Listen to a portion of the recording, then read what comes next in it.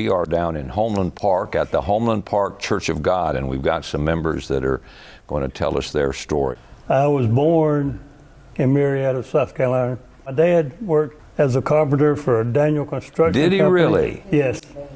And my mother, after we moved to Mills Mill, she and my dad worked at the mill.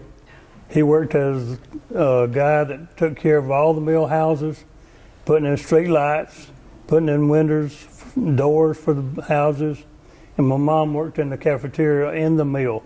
And what did your mom tell you it was like working inside the mill in the cafeteria? She loved it because the leftovers she brought home to us for breakfast in the morning. Donuts, hot dogs. They built the ballpark right behind the house. We got to watch all the ball games there at the ballpark free. Every time they hit a ball over the fence, we picked it over and threw it in our dog lot so they couldn't get it. And one night we was eating supper, and here comes the ball through the back door into where we was eating in the kitchen. No. Yes. Those were the good old days, weren't they? Good old days, yes. And that's when all the mills had their own team. Yes. Dunham Mill was just the same as Mill. Sure. And those people that played on those teams, whether it was baseball or basketball, they were treated special. Yes. I mean, they never worked real hard in the mill, did they? Well, one of the guys, he hit the balls over to us in the backyard, and we'd throw them back to him. He said, if I'm going to knock them over, don't throw them back to me. And then one day, he brought us a brand new bat, give it over the fence to us, said, this is yours, keep it. How about that? How did you end up then in Anderson County? I went to work for a finance company because one of them church members was manager of Mutual Finance Company on Coffee Street there in Greenville. And he said, how about coming to work for me, and I'll help you get a good job. And so I went to work for him, and then he in turn made me manager of the office down in Aiken, South Carolina. We moved down there in 65. They closed that office in 71, and then we moved to Anderson because it's closest back home. My brother-in-law worked at Carpet Fashions in Anderson for David Rump, and he told them about me. They said, tell him to come up here. I applied for the job. They gave me the job, and I wound up working for them for 32 years. I retired. Then they called me back and said, we want you to be in charge of the installers. All you have to do is get the installers out every morning, then you're done for the day. And then do that again the next day. Yeah. So I did that. Did you ever get to completely retire? I did, except for the honey-do list that my wife gave. And you'll never get that taken care of, will you? That's an everyday job. Coming back to Anderson, that your relationship to the Homeland Park Church of God began how? Well, when we moved back, my pastor, Reverend J.R. Kitchens, he married the wife and I in Greenville at the church up there, Washington Avenue, Church of God. He and Brother Hobbs married us, and he was a pastor here. So I talked to him. He helped us find a house. And so we started to his church, and that's the way we got involved with the Homeland Park Church of God, because of him and his wife. When you began attending this church, tell me where it was and how it's grown over the decades. This is the third church, so we started in the first church. Outgrew it, built the second church, outgrew it, then we moved in this church. At one time we were running 212 people, and actually members, and we were running somewhere up to around 250 or 300 at one time.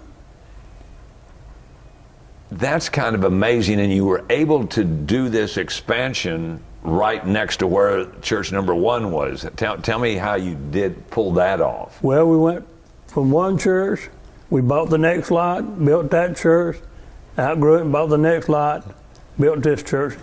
And the houses that were on the property that we bought, we actually had Homeland Park Fire Department come out and they burnt the house down for us for free. And practice. The lady next door, she didn't like us to burn them down. She said, y'all gonna scorch my trees? So they squirted them down real good, pine trees, so they wouldn't catch fire while they burnt the house down. And you've been here ever since?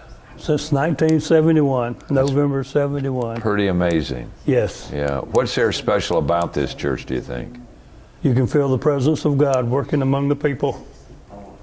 Well, that's saying something this day and age, isn't it? It is.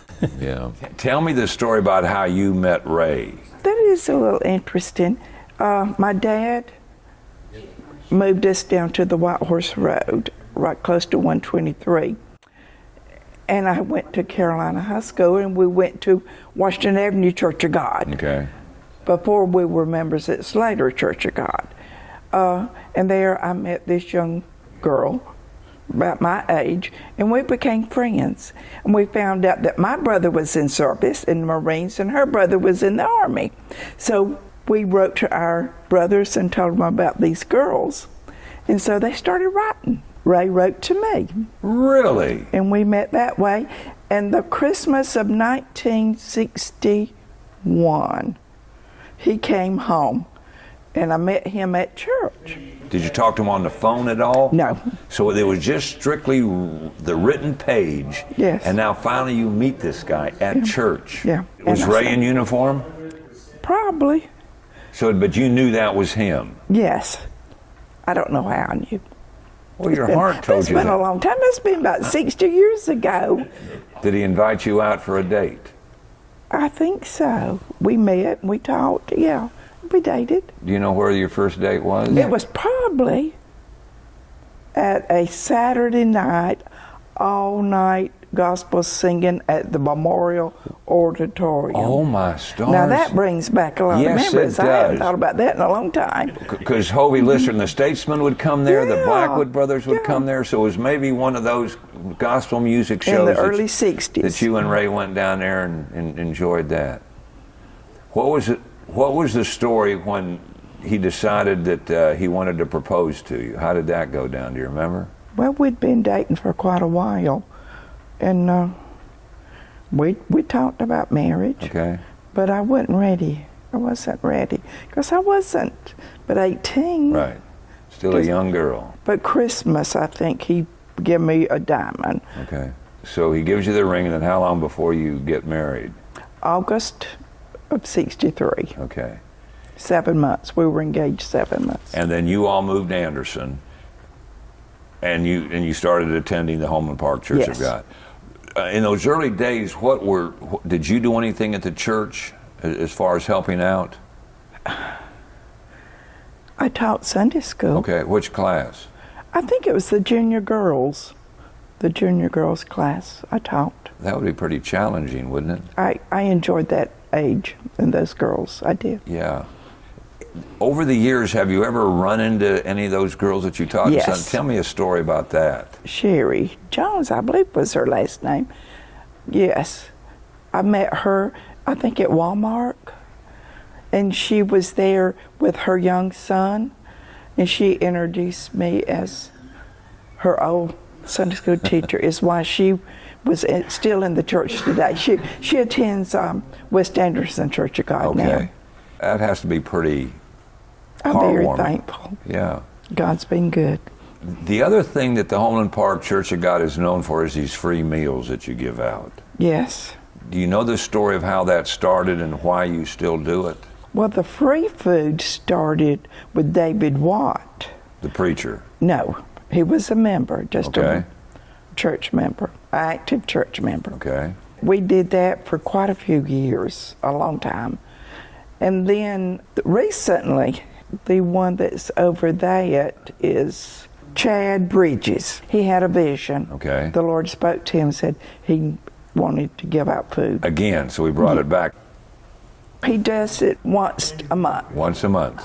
a prepared meal. Right. And folks can just drive up. And they drive by and pick it up. Yeah. And looking back on your time here at this church, I suspect that there are a lot of special memories that you still have from coming to church here. A lot of good memories. Yes. And friendships that have gone back to the time when you first began coming here? Oh, yes. Very much so. Although I'm much older now. When I first started here, my youngest son was 9 months old. And now he's 52. Yeah. I've seen a lot of members, good friends that are in heaven Sure. today. Yeah. And I'm very thankful. Well, I'm not a Sunday school teacher anymore. I guess you can say I've sort of graduated our pastor's wife at the time, Lucille Johnson, they retired, and she was our pianist. And there was no one, well, we had one other one that could play. And she would play the organ. We shared playing the organ together. But when Sister Johnson left, I started playing the piano. And you like that? I do. As a young girl growing up in Slater Church of God, my heart's desire was to play the piano. Was it really?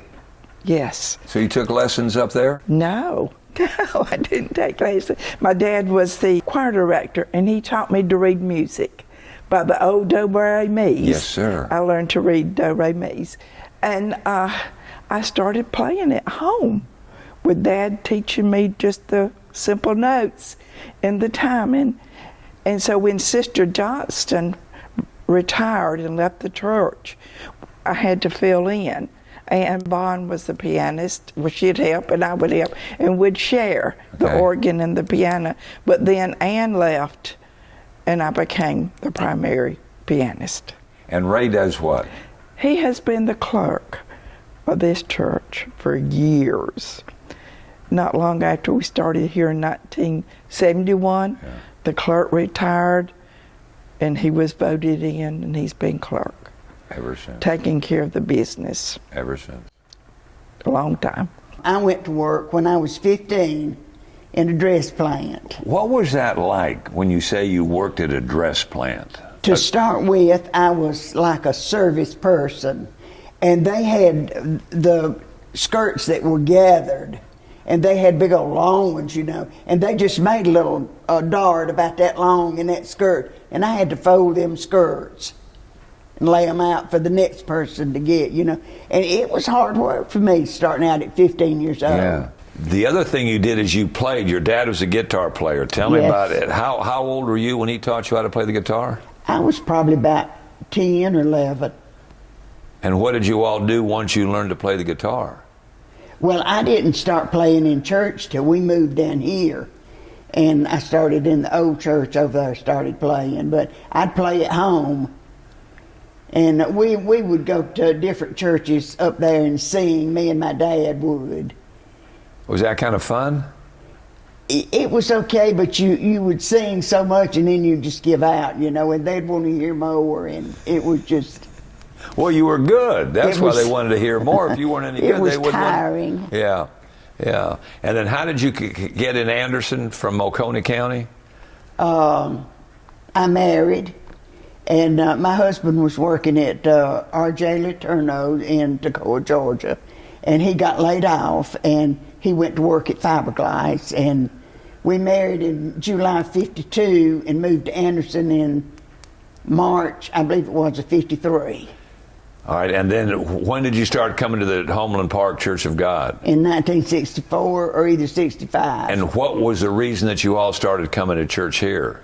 People from the church here had visited us, and we decided to try it and see, and we liked it. And you've been here ever since? Been here ever since. Then your first husband died? Yes. And then something miraculous happened? Yes, it did. I want to hear that story. He had been dead about a year and a half, and I had a bad day that day, just a terrible day, and I was talking to my sister in Walhalla, and she told me, she said, Helen, she said, there's a man that goes to my church that has lost his wife, and she said, y'all have so much in common. She said, let me just give him your phone number. And I said, well, I don't know. And she said, well, I'm going to send you a picture. So she sent me a picture of him, and I told her, well, okay then. So she gave him my phone number, and he called me. And what's his name? Ernest Mower. We call him Gene, Ernest Eugene. And he called me on Thursday night, I believe it was. And we talked on Friday, and then he called me back on Saturday and wanted to meet for lunch. Ooh. So I was going to Walhalla to sit with my mother that day, and I met him up at Daynard's in Seneca, and we had lunch together. What was that like? It was It was exciting. It'd been a long time since I had had a date. And we sit and talked in the chairs out front till about, I guess it's about 4 o'clock. Wow. And then I came home, and then we talked probably every day until Wednesday, and he came down on Wednesday, and then I guess probably every night since then, you know, he'd come down and we'd sit and talk. And then he came in one night, and he said, "I've got something to ask you." And I said, "Okay." And he said, "Will you marry me?" Did you have any idea this was coming? I had no idea. I had no idea that he was going to ask me to marry him. And you didn't fall out or anything? No, but it was just kind of shocking, you know, because I just wasn't expecting Sure. it. But when my sister had called me and asked me how did things go, and I told her, I said, "Well, I can tell you this much. It would be very easy for me to fall in love with him." And I think I did fall in love with him, because God sent that man to me. And we met on September the 22nd, and we married the 10th of October. Well, neither one of you are spring chickens, so there's no use wasting time. Well, that's what he said. He said, at my age, you don't have time to waste. Right. And this was how long ago that you got married? We'll be married 5 years in October. How about that? An answer to prayer. And he was. God sent him to me.